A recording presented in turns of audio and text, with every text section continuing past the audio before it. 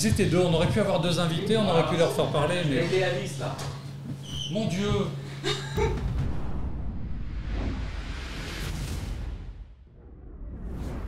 Voilà, bonjour Alice. Bonjour. Alors Frédéric, je suis présentateur de l'émission et on a Elodie avec nous qui va m'aider à poser des questions parce que moi je comprends rien à l'aviation. Moi j'ai la chance, j'ai une élève ingénieur qui va pouvoir vous poser des tas de questions. Vous êtes là pour représenter donc la société Michelin qui a un projet de vertiport. En fait, c'est lié à la nouvelle mobilité urbaine aérienne qui arrive, avec ces nouveaux engins qui décollent et qui atterrissent de façon verticale, notamment les eVTOL, mais pas que. On s'adresse aussi à tout ce qui est hélicoptère léger et drone. Et comme cette nouvelle mobilité arrive, surtout dans un milieu urbain, on sait que ça va générer de nouvelles contraintes. Et c'est pour ça qu'on a réfléchi à ce projet-là de Vertigom. Et alors, peut-être est-ce que vous pouvez vous présenter dans un premier temps quel est votre poste au sein de Michelin ? Oui, tout à fait. Donc, je suis Alice Ouvry, ça fait 10 ans que je suis chez Michelin. J'avais un parcours un petit peu différent parce que j'arrive du monde du système d'information. Et en fait, on a la possibilité chez Michelin de proposer des idées d'incubation pour lancer en fait de nouveaux business avec le savoir-faire qu'on sait faire chez Michelin, mais pour des business qui seraient en dehors du pneu. Donc j'ai voulu lancer cette initiative. Donc ça fait 1 an que je suis en incubation au sein de Michelin Innovation Lab, qui est donc un laboratoire d'incubation et qui me permet d'explorer ce nouveau business. Et alors, quel a été l'élément déclencheur vraiment d'où vous est venue cette idée-là ? Alors là, vraiment, c'est quand il y a eu l'annonce du premier démonstrateur des eVTOL pour les JO 2024. Étant vraiment passionnée d'aviation depuis que je suis enfant, puisque voilà, on est dans un milieu plutôt de pilotes dans la famille, et donc je me suis dit, bien, en quoi est-ce que Michelin peut travailler dans cette nouvelle mobilité qui se veut aussi plus verte et plus durable ? Et donc, vous travaillez à donc, la définition des vertiports. Est-ce que vous pouvez nous définir ce qu'est un vertiport et nous définir ce que Michelin apporte dans ce domaine et les perspectives d'avenir? Je vais vous interrompre une demi-seconde. On a les gens de Duc qui sont arrivés. Donc, si vous voulez vous installer, on va parler un petit peu avec Michelin, puis on viendra vous voir juste après. Donc, nos nouveaux invités qui représentent l'héliциer Duc. On vous présente Vincent Duquesne et Romain Duquesne de Duc Hélice. On est très heureux aussi de les avoir sur le plateau. On a des problèmes techniques, c'est normal, c'est le premier jour. Vous inquiétez pas, on ne gère rien. Alors, on est dans un concept de vertiport. Qu'est-ce qu'un vertiport et qu'est-ce que Michelin apporte d'original et d'important dans ce nouveau domaine ? En fait, donc cette nouvelle mobilité, l'UAM, on va avoir de nouvelles plateformes qui vont accueillir ces nouveaux engins. Donc ces plateformes vont plutôt se trouver dans un milieu urbain et puis également potentiellement demain sur le toit de nos immeubles ou dans nos villes. Et donc ce que va apporter Michelin, c'est pas forcément la structure même du vertiport, puisqu'on n'est pas des spécialistes là-dedans. Par contre, ce qu'on veut, c'est proposer un revêtement pour aider à l'atterrissage. Donc c'est un revêtement qui pourrait se poser sur les vertiports, qui pourrait être là pour éviter les chocs, les vibrations, notamment avec la partie hélicoptère qui peut rentrer en résonance, et puis aussi une surface qui serait antidérapante pour éviter que soit le drone glisse ou même que les gens tombent. Et l'objectif, c'est d'avoir un revêtement qui est en polymère, avec notre savoir-faire Michelin. Voilà, c'est ça, on est dans la technologie Michelin. Donc c'est ça, oui. La société est bien connue pour faire des pneus, Oui. des pneus d'automobile, mais aussi des pneus d'aéronefs. Il Oui. y a une vingtaine d'années, on parlait beaucoup du Concorde, puisque... Oui. Parce que voilà, donc Michelin, spécialiste du pneu, va concevoir un revêtement spécialisé. Alors, je veux bien qu'il y ait ces histoires de passagers qui pourraient glisser ou d'accrochage, mais il y a vraiment besoin d'un produit vraiment spécifique aux eVTOL pour les vertiports ou... En fait, c'est vraiment pour un confort, à la fois pour protéger les structures. Donc là, les premières études marché qu'on a fait sur les plateformes qui sont plutôt mobiles, ça permet de protéger leurs structures. On a par exemple des partenaires qui travaillent sur des infrastructures de drones avec des valises qui sont complètement interconnectées, donc ça permet de protéger leur plateforme.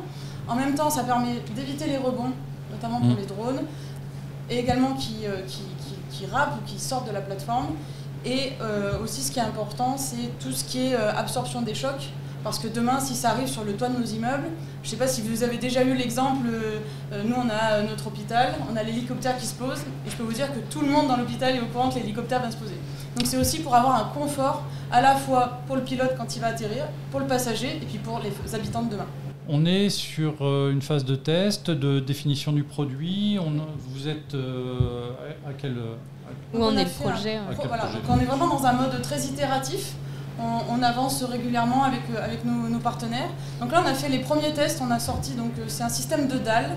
L'objectif, c'est voilà, de pouvoir l'adapter à n'importe quelle taille de surface, de pouvoir changer également les dalles qui seront abîmées, pas forcément l'ensemble du revêtement. Et ça nous permet en fait de faire les premiers tests avec notre partenaire qui s'appelle Headland, qui a le concept d'avoir un conteneur qui s'ouvre pour devenir une plateforme d'atterrissage qui s'adapte sur tout environnement, tout terrain.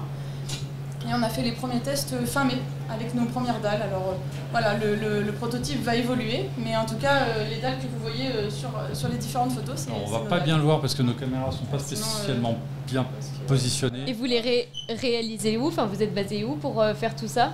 Alors moi je suis basée à Clermont-Ferrand et on travaille avec différents bureaux d'études. Il y a une question sur le chat, alors qui est la question que tout le monde se pose. On parle beaucoup pense. des eVTOL pour 2024, au moins en démonstration. Est-ce que Michelin sera opérationnel à ce moment-là? Est-ce que c'est un de vos objectifs ou est-ce que vous visez quelque chose d'un petit peu plus lointain?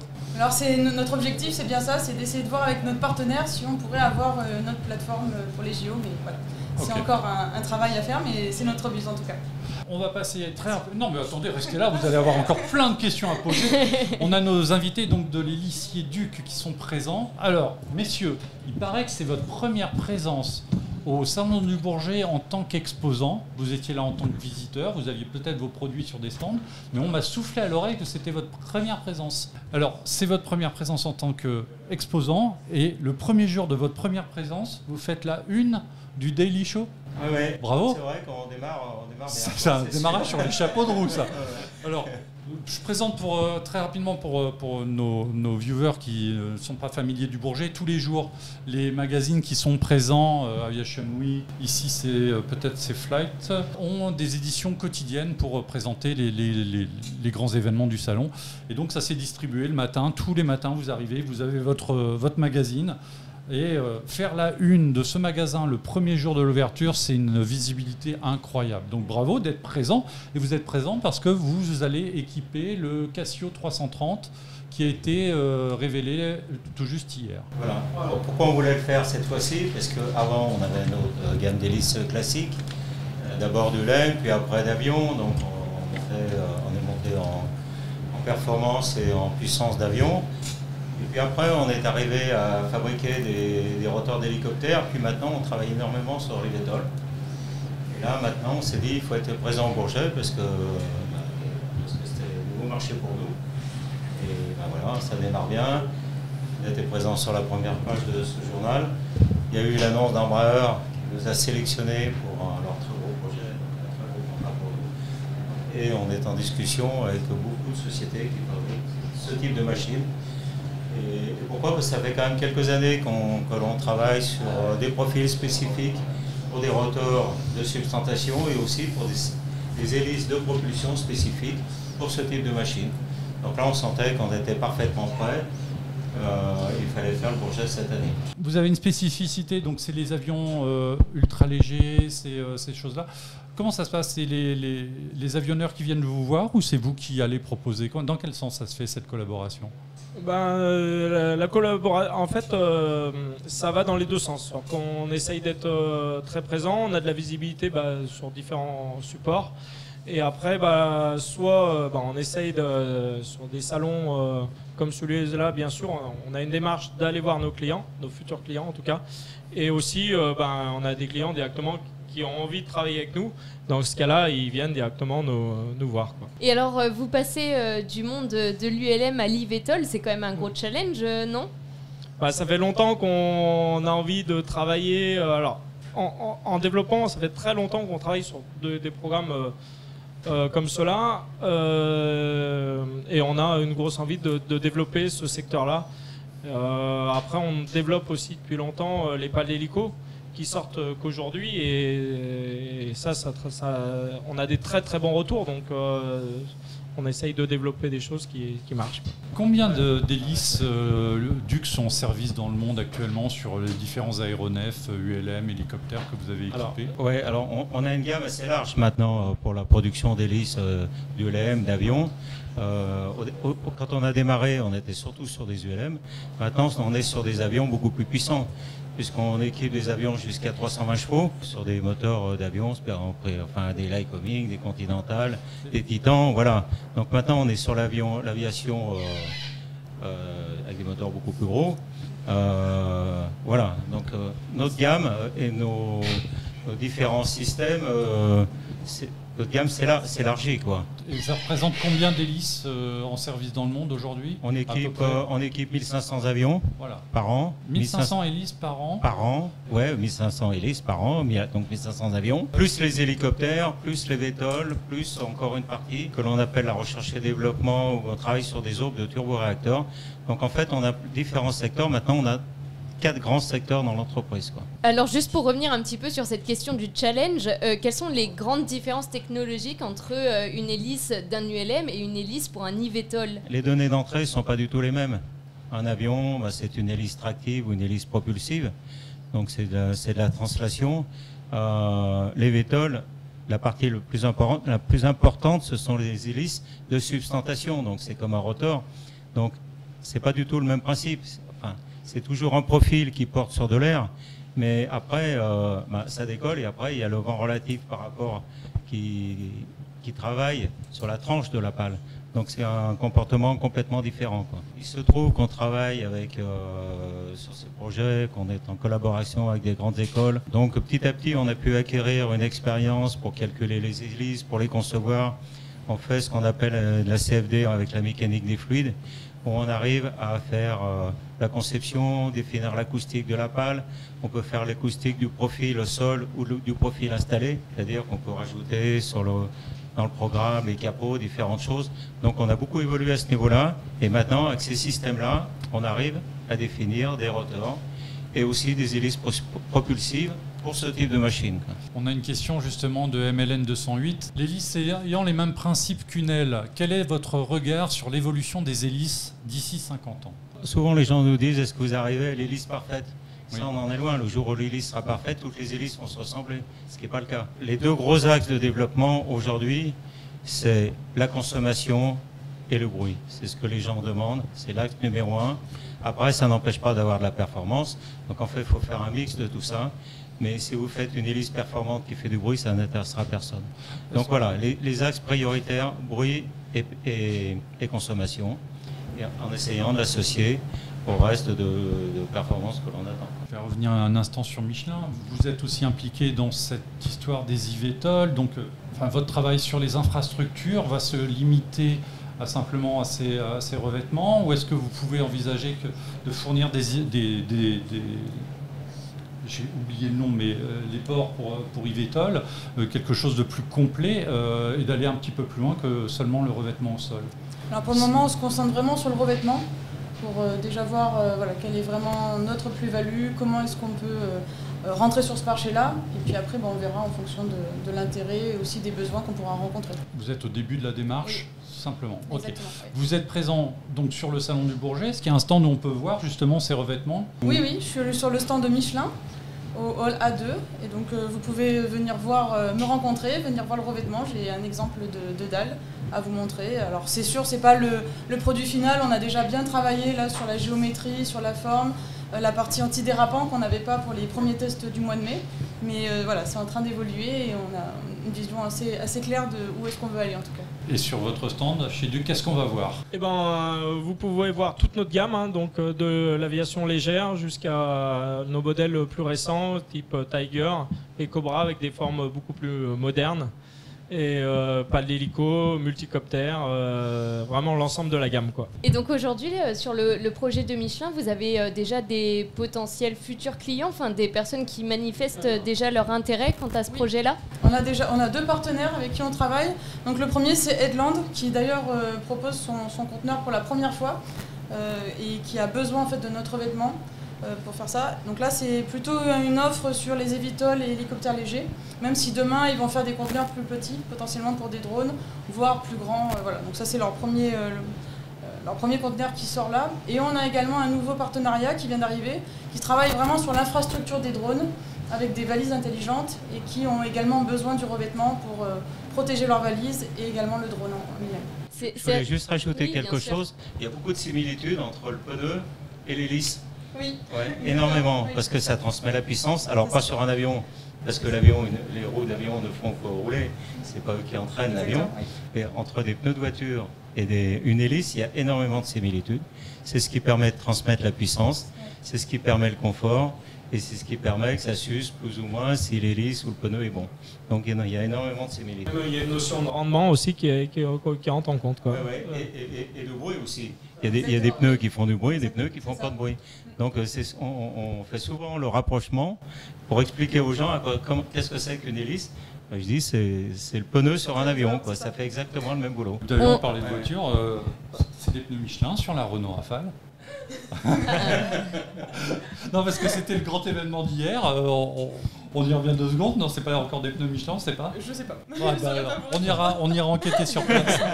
On a une question dans le chat de MLN208. MLN208 qui demande si le projet Vertiport est juste français ou un marché international. Alors il est vraiment international, puisqu'on se rend compte qu'il y a certaines zones du monde où cette nouvelle mobilité va partir un petit peu plus rapidement. Donc là, on est avec des partenaires allemands et français parce que c'était une facilité d'approche et qu'on a eu des contacts très rapidement. Mais notre objectif, c'est bien de s'étendre, sachant que voilà, la réglementation est des fois un petit peu plus allégée dans certaines zones pour rentrer plus facilement aussi sur ces produits-là. Ce que j'aime bien, juste pour rebondir sur ce que vous avez dit juste avant, c'est que finalement c'est une idée que vous avez eue, c'était pas forcément pour répondre à un besoin, mais lorsque vous avez parlé de vos 2 partenaires, vous avez dit qu'aujourd'hui il y en a un qui est vraiment en besoin et en attente de ce que vous êtes en train, donc ça a créé finalement un besoin à côté. En fait, c'est vrai que quand on part en incubation chez Michelin, la première chose qu'on cherche à voir, c'est est-ce qu'il y a une vraie désirabilité dans notre produit. Donc moi, en tant qu'initiative leader, je viens avec une idée, mais après, pendant 6 mois, j'ai en fait exploré l'ensemble des acteurs de cette nouvelle mobilité pour bien comprendre quels pourraient être leurs besoins et en quoi on peut répondre à ce besoin. Donc en fait, on a fait quand même 6 mois d'études pour avoir un cahier des charges, si je puis dire, pour nous aider à sortir ce revêtement. Moi, je vais revenir aux histoires d'hélices, parce que j'aime bien, moi. Duc équipe donc le Voltaero. Quels sont les autres appareils qui sont visibles sur le salon, qui sont équipés par Duc? Là, vous avez un avion à côté qui est très spectaculaire. C'est un TBM sur lequel il y a 6 hélices Duc. Non, 6 hélices. 6 hélices. Il y a l'hélice tractive. Et après, il y a 3 hélices à droite, 3 hélices à gauche. C'est un système à puissance distribuée. Il y a une turbine dans le fuselage de l'avion qui va générer de la puissance, qui va alimenter les moteurs et qui vont servir à souffler le profil de l'aile. Donc pourquoi pour souffler le profil de l'aile? C'est pour améliorer son efficacité et sa portance. Donc voilà, c'est une expérimentation dans ce sens-là. Il y a pas mal de projets comme ça.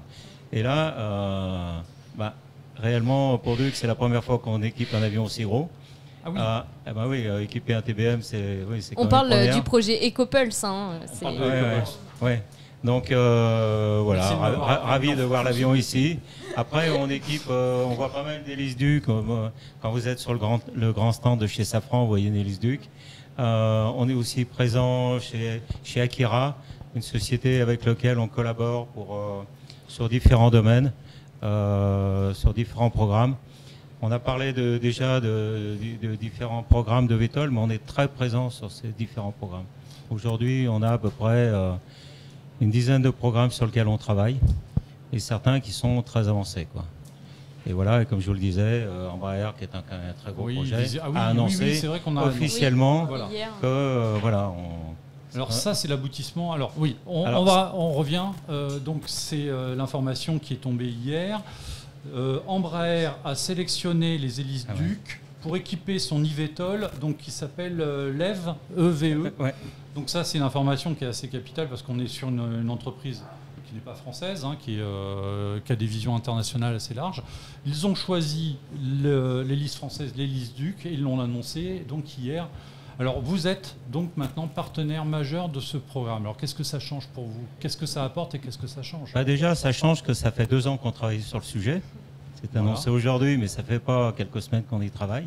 J'imagine. Et on s'est déplacé quelques fois à Sao Paulo pour les rencontrer, puis s'avancer petit à petit.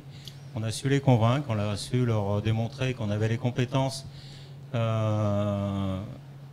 pour concevoir l'ensemble du programme concernant nos domaines, évidemment. Nous, on n'est pas sous-traitants là-dedans, on est concepteurs. Oui, c'est-à-dire... Vous avez conçu un produit spécifique pour cet eVTOL-là en fonction des paramètres d'Embraer. Voilà, ils nous ont pas dit, voilà le rotor, il faut nous le fabriquer. Ouais. Ils nous ont donné un certain nombre d'un cahier des charges, et avec ça, il a fallu concevoir une hélice avec des exigences très, très élevées, puisqu'on avait tous les points de fonctionnement dans toutes les phases du vol à différentes altitudes. Et en fait, quand ils nous ont posé ces questions-là, on n'avait pas une obligation d'avancer et puis d'avoir un résultat quelconque. On avait une obligation de résultat. Il fallait pouvoir le démontrer qu'avec la puissance que l'on avait de disponible, on allait arriver à soulever les charges nécessaires pour que l'avion fonctionne, quoi. Donc c'était un très gros programme. Et une fois qu'ils ont été convaincus qu'on allait pouvoir faire cet ensemble de choses, c'est pour ça qu'on a signé récemment. Et ça, au préalable, on avait déjà un pré-programme là d'un plus petit qui nous a servi à leur démontrer tout cet ensemble de choses. Et là, on sait qu'aujourd'hui, en termes de rendement attendu, on y est là aujourd'hui. Alors, on va peut-être rebasculer sur Alice et Michelin, puisqu'on a une question dans le chat, toujours de MLN208. Alice qui vous demande si ce projet de revêtement serait-il adaptable pour une surface en eau. C'est un projet en effet qu'on est en train de regarder, puisqu'on a vu certaines maquettes de Vertiport qui seraient sur l'eau, près des embarcadères, justement pour avoir un endroit accessible pour d'autres personnes. Et donc on est en train de réfléchir et on sait que potentiellement notre revêtement aurait des caractéristiques, notamment pour tenir contre les embruns marins.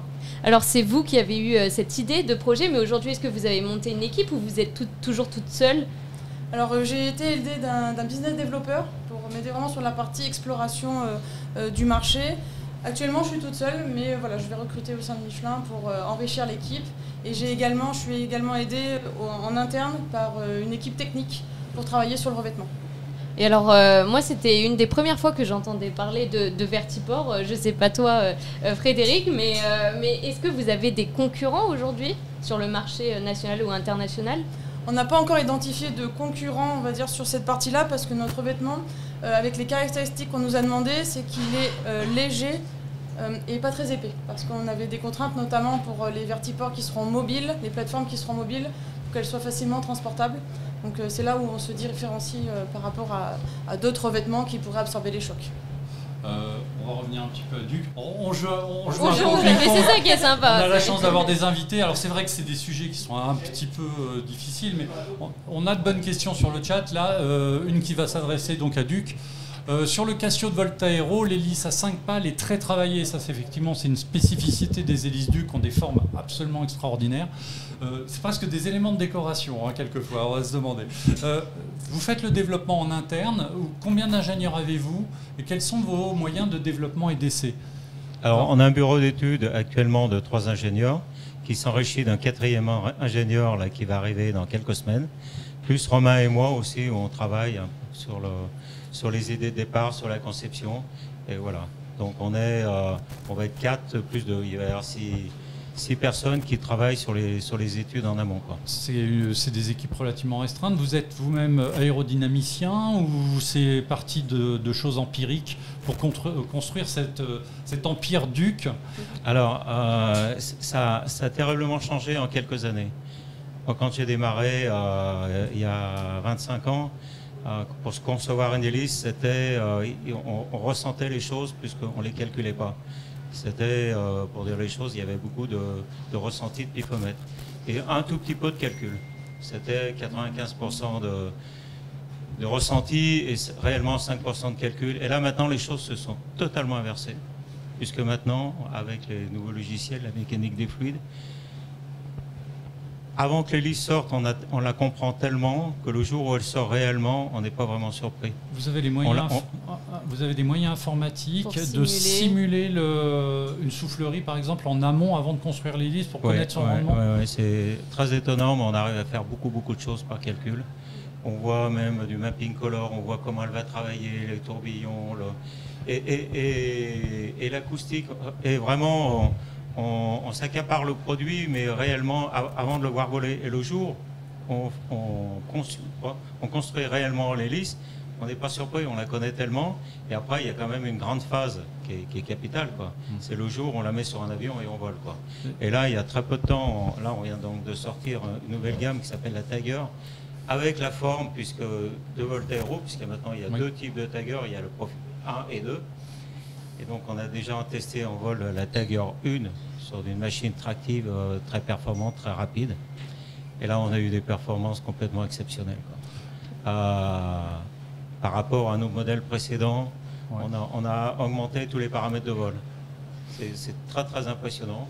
Ça décolle mieux, ça monte plus fort, ça va plus vite, c'est mieux à l'atterrissage, le bruit est très sympathique. Vraiment là on a fait un bond en avant exceptionnel. Et donc, c'est l'expérience de travailler sur la Tiger 1, on a décliné la Tiger 2 avec les éléments spécifiques que nous demandait Voltairo, parce qu'il y avait des problèmes de poids, de vitesse, ils ont des charges spécifiques. On a marié un petit peu tout ça, on est tombé sur la Tiger 2. Voilà. Alors, pourquoi la Tiger 2 aussi a cette forme? Ce sont les données d'entrée qui donnent la forme de l'hélice. Les nouvelles hélices sont des hélices qui tournent plus doucement pour limiter le bruit. Et je vous disais tout à l'heure, il y a deux axes importants toujours qui reviennent en permanence, c'est le bruit et la consommation. Le bruit pour une hélice qui ne tourne pas trop vite. Donc comme elle ne tourne pas trop vite, il faut quand même des cordes assez larges, des profils assez larges et plutôt avoir beaucoup de pales, quoi. Donc c'est pour ça que cette hélice a 5 pales avec des cordes très larges. Et puis cette forme particulière, c'est une forme pour limiter le bruit. Vous passez quand même par des phases de soufflerie quand même, où vraiment l'informatique vous permet d'avoir une pièce en carbone prête à utiliser. Alors sur ces programmes-là, on ne fait pas de soufflerie. Par contre, sur d'autres programmes, en particulier sur les aubes de turboréacteurs, là, on travaille sur des calculs et on réalise des aubes à échelle réduite, à échelle entière. Et ça, c'est testé sur des bancs en soufflerie.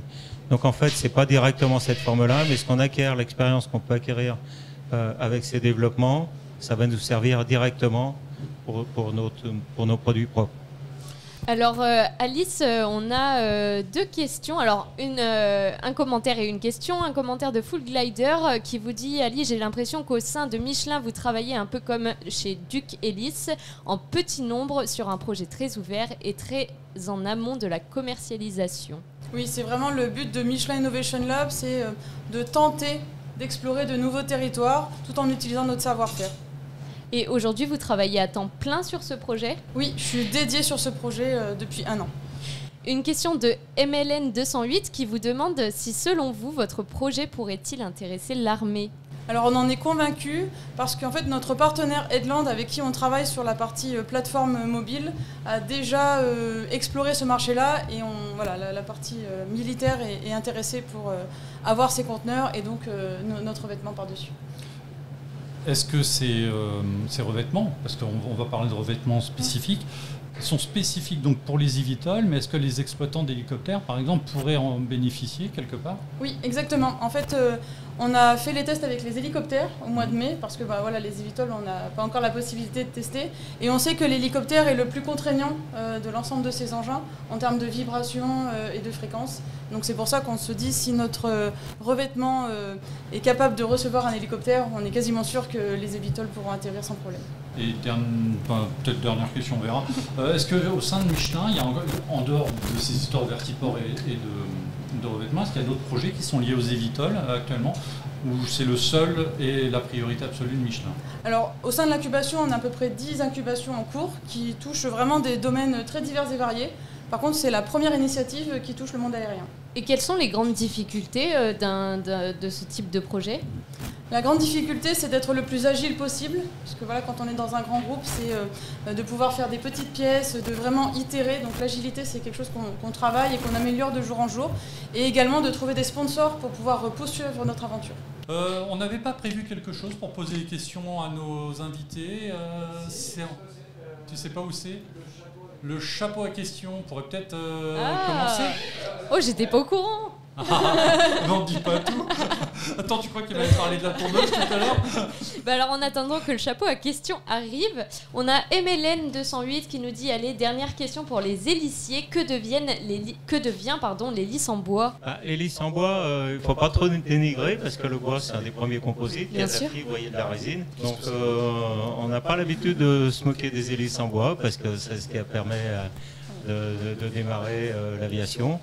Bon, malgré tout, la fibre de carbone avec les résines actuelles, c'est quand même supérieur au bois. Mais on a beaucoup de respect pour les hélices en bois. Et il y a une vie pour les hélices en bois, c'est tous les avions historiques.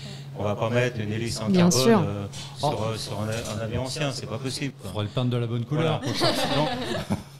Comptez pas sur nous pour critiquer les hélices en bois, on aime bien les hélices en bois aussi. On se souvient, alors il y a eu des hélices en métal aussi, puisque voilà, on a utilisé tous les matériaux. Aujourd'hui, on a essayé plein de choses. On a essayé plein de choses. Il y avait un avantage de l'hélice en bois, par exemple, qui était qu'on a beaucoup testé pendant la Seconde Guerre mondiale, c'est que quand l'avion se posait sur le ventre, l'hélice en bois cassait. Et du coup, le moteur ne prenait pas grand-chose, alors qu'avec les hélices en métal, l'hélice résistait, donc c'est le moteur qui prenait. Est-ce que quelque part, sur les hélices en composite, on revient peut-être aussi aux capacités du bois, c'est-à-dire à casser avant de briser le moteur ? Est-ce qu'on est dans cette optique-là aussi ? Exactement. En fait, souvent, la casse, quand on doit casser une hélice en carbone, ça empêche, ça fait fusible. Donc, du coup, ça casse, ça plie, ça... Ouais, ça casse. Hein, si ça doit toucher le sol, ça finit par casser.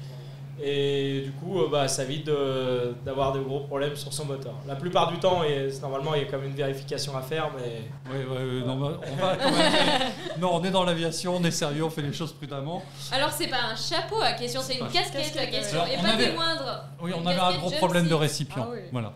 Bon, voilà, on va vous faire tester. Première question. Allez-y, on vous écoute. Vol de nuit, ça vous évoque quoi ? Alors en tout cas pour notre plateforme, ça nous évoque un bon éclairage puisque c'est très important. Et c'est pour ça qu'on a mis des panneaux solaires, voilà. Elle est douée. Hein. Alors on va rappeler que Vol de nuit, alors c'est aussi un texte de Saint-Exupéry, mais c'est surtout le nom de l'émission, Jump Seat, qui est consacré au simulateur de vol, qui est animé par Jeff et Antoine. Jeff, qu'on a perdu, donc on ne sait pas quand est-ce qu'on fera la prochaine émission. Et Antoine qui a d'autres occupations et qui viendra nous voir à la fin de la semaine, hein, c'est ça ? Rappelez qu'on peut les retrouver notamment sur vos réseaux sociaux, Jump Seat. Je vois passer quelques extraits sur TikTok, Instagram, voilà. Qu'est-ce qu'évoque pour vous le mot aéroport ? Voilà où se trouve ce que l'on aime. C'est un lieu de rêverie, c'est un lieu de travail, c'est une invitation au voyage, c'est un enjeu stratégique. Qu'est-ce qu'un aéroport aujourd'hui, pour vous ? Je pense que c'est un lieu qu'il faut garder. Aujourd'hui, on a beaucoup de détracteurs au niveau du sonore ou multiples. Voilà, donc c'est quelque chose où on doit travailler pour absolument garder nos aéroports, pour qu'on ait une passion qui continue. Aussi bien pour nos jeunes que... Oui, mais justement, on parle de vertiports. Vous n'avez pas peur que les vertiports remplacent les aéroports ? Qu'est-ce que ça va donner, ça ? Première piste au monde à Clermont, tu es sûr ? Oui, exactement, fait par Michelin. Mais Michelin, on ne va pas faire un rappel historique, parce que sinon on y est encore dans 2 heures, mais Michelin a une histoire aéronautique extrêmement chargée, puisque dès la Première Guerre mondiale, ils ont construit des bombardiers, les Breguet 14, qui ont eu une importance stratégique considérable. Donc Michelin est une entreprise aéronautique depuis très longtemps. Donc la première piste au monde en dur, c'est à Clermont. Faite à Clermont-Ferrand, à l'aéroport d'Aulnat. Donc c'est la piste qui est à Aulnat qui a été refaite ou ça a un peu évolué ? Elle a été refaite, mais en tout cas, oui, c'est la toute première piste. Donc c'est quand même dans l'ADN de Michelin, voilà, de travailler. Ça veut dire qu'à Clermont, il n'y a que les vents que dans un seul sens, parce qu'avant on avait des champs d'aviation pour que les avions décollent dans tous les sens, toujours face au vent. Ça veut dire qu'à Clermont, il n'y a qu'un seul sens de vent ? Non, mais la piste où si je ne me trompe pas, clairement, il reste encore un bout de béton. Oui, il y a encore un bout. Oui. Et on voit un pneu Michelin dessus, je crois. Il y a un montage. Oui, c'est ça. Il me semble bien. Hein. Exactement. Il me semble Peut-être avoir que je vu. me pose un jour à Clermont. C'est Ah ça. bah venez, on vous attend. Ça te fait une bonne raison d'y aller. Ouais, je vous dis un match. Ah oui, autant. Voilà, Puisque, autant en fait, mener il y a une l'utile- petite nouvelle aussi hors aéronautique, par exemple, dans 2 minutes. Exactement. Donc vous êtes, Michelin s'est porté acquéreur À 100% de Clermont. de l'ASM, ouais, de Clermont. Je suis Du supporter rugby. toulonnais. Ah, bah voilà. Personne n'est parti. Je fais une petite dédicace à ma sœur, elle va aimer. Bon, écoutez. Alors, Ça on a rachète tous Gilles les qui câbles. arrive, qui était en coulisses et qui a peut-être des questions à poser. En tous les cas, moi, ça me fait plaisir de vous voir là, tous les trois, parce qu'en plus, c'est la région Auvergne-Rhône-Alpes quand même. Hein. Le Beaujolais, le Clermont-Ferrand, donc ça fait plaisir. Ça fait plaisir aussi de temps en temps d'être un peu chauvin quand même, et de montrer que l'aviation, elle n'est pas qu'à Toulouse. Hein. Il y en a aussi chez vous. Et alors, on dit 25 000 recrutements cette année dans l'aéronautique. Hein. C'est toi-même qui l'as dit Oui, tout à l'heure. oui. Bah, 25 Duc 000, Ellis, on en parlait tout à l'heure, Ouais. effectivement. Même Et donc- Aérobus a recruté. Et donc, ouais. Je me déplace. Allez. Mets-toi entre nous. Vous êtes aussi confronté aux mêmes difficultés de recrutement? Nous, c'est un problème permanent que l'on a. Hein. On cherche à recruter en permanence. Comme je vous le disais, on vient de recruter un ingénieur. On a mis un temps fou pour arriver à en trouver un. C'était horriblement long. Que ce soit aussi pour la production, c'est le même problème. Donc on a énormément de problèmes pour recruter. Et pourquoi? Parce que vous trouvez personne sur le marché ou Parce que les gens qui viennent ne correspondent pas à ce qu'on attend, quoi. or vous attendez Nous, quoi? on est un petit team, on est une petite équipe très performante avec des gens très compétents. Et les gens qui viennent n'ont pas forcément cet état d'esprit. On commençait à nous poser des questions, c'est complètement en dehors de ce qu'on recherche, quoi. Donc on préfère ne pas donner suite pour ne pas dégrader cette équipe qui est vraiment qu'on trouve exceptionnelle aujourd'hui chez nous. Je te Donc, on confirme. préfère prendre notre temps, mais on a un réel problème de recrutement. Ouais. Et puis ça, tous les chefs d'entreprise, c'est un problème. Ouais. Et là, c'est une ingénieure aéronautique qui vous pose les questions, puisqu'elle elle est- en Auvergne. Et- Tout me plaît, moi. et donc, Élodie- c'est bien le problème. Élodie est en dernière année d'école d'ingénieur de l'ESTACA, hein, Oui, c'est ça? c'est ça. Et donc là, tu es en stage actuellement. En stage de fin d'études chez Safran Landing System. Hein, Landing System, on n'est pas loin du pneu là. C'est vrai, hein? Et chez Michelin, vous arrivez à intégrer des passionnés. Alors, c'est vrai que c'est un vrai travail qu'on fait au sein de Michelin, de vraiment partager cette culture d'exploration plutôt que d'exploitation. Ouais, Et au sein du groupe Michelin, voilà, on essaie de montrer tout ce qu'on fait, aussi l'avantage de travailler dans ce mode-là, et ça attire de plus en plus de monde. ça marche ça. Oui, en Parce que interne, du coup. Ce qu'on dit aujourd'hui, c'est que les ingénieurs et même les techniciens, je veux dire, veulent se mobiliser sur des projets. On ne parle plus d'évolution, du moins il n'y a pas cette idée d'évolution de carrière, de profil de carrière. C'est vraiment un projet après l'autre. Oui, et je crois que ce qui leur plaît vraiment, c'est de se dire qu'on part un peu d'une feuille vierge et qu'on arrive à sortir quelque chose d'incroyable en peu de temps. Ouais. Ce qui est des fois un processus un peu plus long quand on fait des pneus. C'est votre profil? Oui, complètement. Il m'a semblé, parce que quand je courais à travers les halls, j'écoutais l'émission quand même. Hein. J'écoutais, je faisais tout. Et On est surveillé en il me permanence. semblait un peu. Ouais. Notre grand timonier. Et moi, si tu permets, Gilles, Avec plaisir. une question. Donc, vous venez de dire qu'effectivement, les personnes pour l'instant qui se présentaient ne répondaient pas à vos attentes. Mais cette question est valable pour les deux entreprises. Quelles sont vos attentes, vous, sur des futurs candidats? On souhaite des gens intéressés par le produit qui se disent là peut-être avec cette entreprise je vais pouvoir vivre une aventure parce que c'est quand même une entreprise, surtout comme nous aujourd'hui on a une très forte croissance, donc c'est du travail évidemment mais c'est une aventure exceptionnelle, on trouve des nouveaux produits, donc on a envie d'avoir des gens sensibles à ça, qui se disent je vais pouvoir progresser dans l'entreprise parce que on fabrique des pièces qui sont belles, qui sont performantes. C'est quand même pas, c'est des pièces très techniques. Bien sûr. Donc voilà, on se dit, on passe tellement de temps au travail qu'on veut des gens motivés et et qui viennent pas là Passionné aussi, du coup. Voilà, il faut quand même pas spécialement passionné par l'aéronautique, mais passionné par l'aventure qu'on peut délivrer, quoi. Voilà, donc, et nous, on pense qu'on a vraiment vu notre fonctionnement, la petite équipe dans un cadre merveilleux dans le Beaujolais. On a des beaux bâtiments. Je lui ai tendu la perche. Hein, Puisqu'on parle de Beaujolais, là, il n'y aurait pas moyen de... Non, parce qu'on pourrait avoir un petit ice break.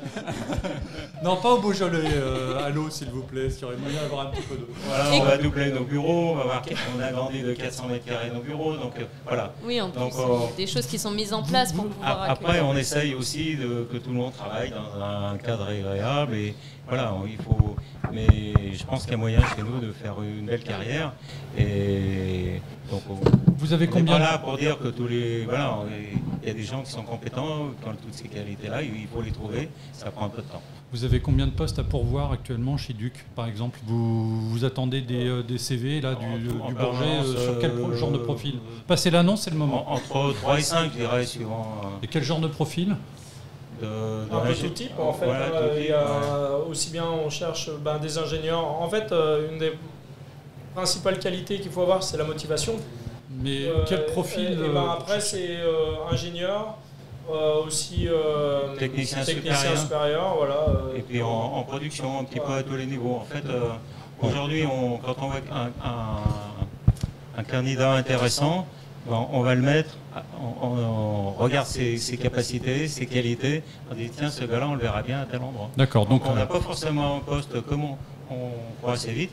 On n'a pas forcément, on a différents postes et on intègre les personnes là où on les sent les plus performants. Quoi. Donc là, s'il y a des gens qui, devant le chat ou devant Jumpseat, ont envie de travailler dans l'aéronautique et que Duc intéresse, peuvent envoyer leur CV là tout de suite, ils seront examinés. Tout à fait, oui. On les recevra et ils avec mettront plaisir. un petit mot, j'ai vu l'annonce sur Aérobuzz. Voilà. Et côté Michelin aussi, Michelin, vos attentes, vos besoins? Alors nous, on recrute plutôt en interne sur ces sujets d'incubation. Et moi, le critère qui fait que c'est vraiment le fit, que la personne soit convaincue aussi par le projet, puisqu'il faut quand même la porter auprès de nos sponsors. Il faut être convaincu que ce produit a une vraie valeur ajoutée et pourquoi on est là. Et après, donc côté technique, je suis déjà bien aidée. Après, c'est plutôt côté marketing, communication, un petit peu. Parce que dans un groupe comme Michelin, vous avez des ressources énormes un peu partout autour de vous. Et là, quand vous partez sur un projet comme ça, vous pouvez faire appel à toutes ces ressources. Comment ça se passe? Oui, c'est ça. En fait, on ouvre ce qu'on appelle un job posting. Donc, on écrit une annonce en interne. Et là, les gens peuvent postuler s'ils sont intéressés. Donc, on donne un peu les caractéristiques de quelle est notre initiative, quel profil on cherche. Et après, les gens nous contactent et ça se passe très simplement, finalement. J'ai une breaking news. On a des nouvelles de Jeff. Ils ne sont donc pas morts. On rentre, ça marche pas. Bon, ils rentrent. Ok. Bon, donc on va peut-être arriver à les retrouver. On vous remercie. Vraiment. En tous les cas, merci à toute l'équipe. Et vous savez que vous êtes nos premiers invités, donc c'est vous qui avez essuyé les plâtres. Hein. Vous avez ouvert le bal. Voilà. Pourtant, ça paraissait bien rodé, c'est bien. Non, c'était de l'impro totale. On fait bien semblant. On a bien fait semblant. Voilà ce que va être Jumpseat sur le voudrait, projet. voilà.